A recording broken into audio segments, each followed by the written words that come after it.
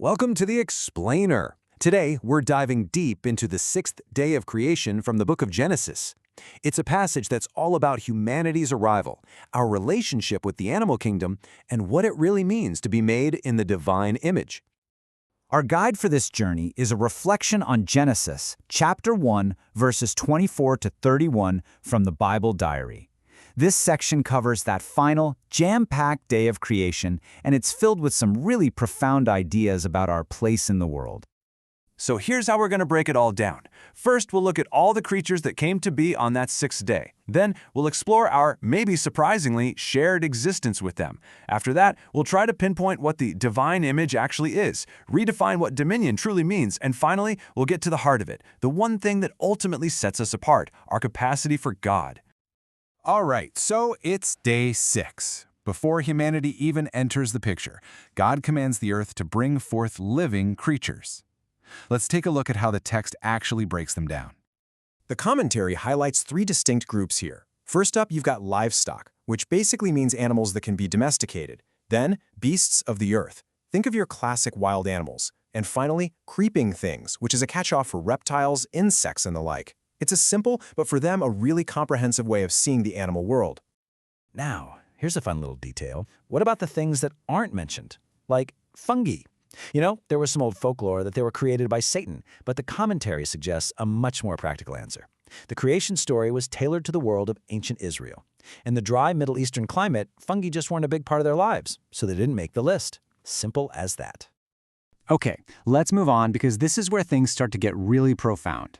One of the most important details in this whole account is that humanity is created on the exact same day as the land animals.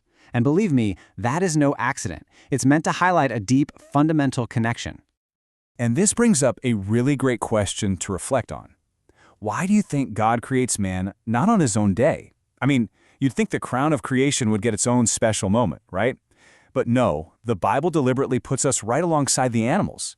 The commentary says this is to hammer home the point of our shared existence, our shared creatureliness.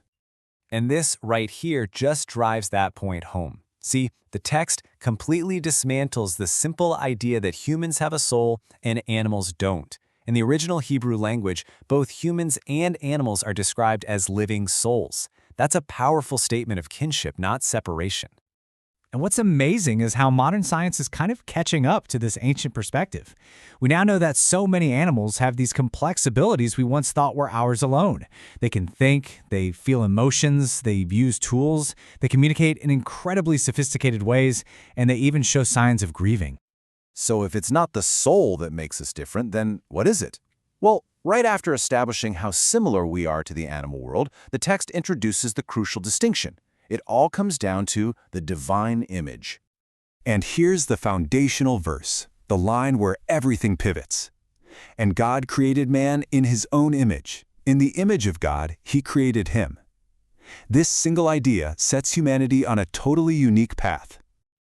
So let's be super clear about what the commentary says here. Being made in God's image isn't about having some special spiritual part that animals don't have. It's not a biological thing. It's a relational thing. It means we are created for a unique relationship with God. And the text adds another subtle layer of emphasis. Check this out. Only for humans does it explicitly say that God created them male and female. Of course, that's true for most animals too, but mentioning it specifically here puts a special spotlight on human community and relationships, which are meant to mirror the relational nature of God himself. Now, this unique status comes with a unique task, often summed up with the word dominion. And honestly, this might be one of the most misunderstood concepts in the whole passage. So let's clear up what it's really supposed to mean. The phrase, subdue the earth, can sound pretty harsh, right? And in Hebrew, it can carry a sense of force. But, and this is a huge but, the commentary argues that in this context, it's not a license to exploit. It's about responsible shaping and stewardship. God isn't handing over creation for us to destroy. He's entrusting it to us, like a good manager, for careful cultivation.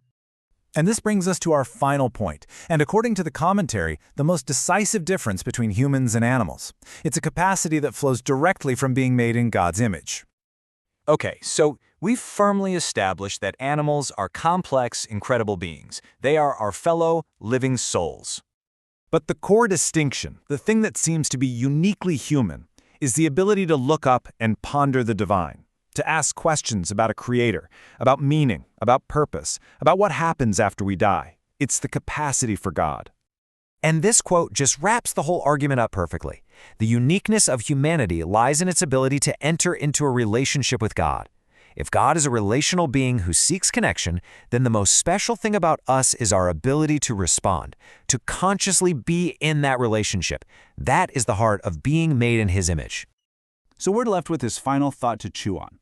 If our most defining trait isn't our intelligence or our thumbs, but our capacity for God, what does that mean for how we live our lives? How does that change how we relate to each other and how we care for this world that we share with all other living souls? For more details and to explore the sources, you'll find the link to the original German blog post in the description. If you're interested in more Bible reflections, feel free to subscribe to the channel.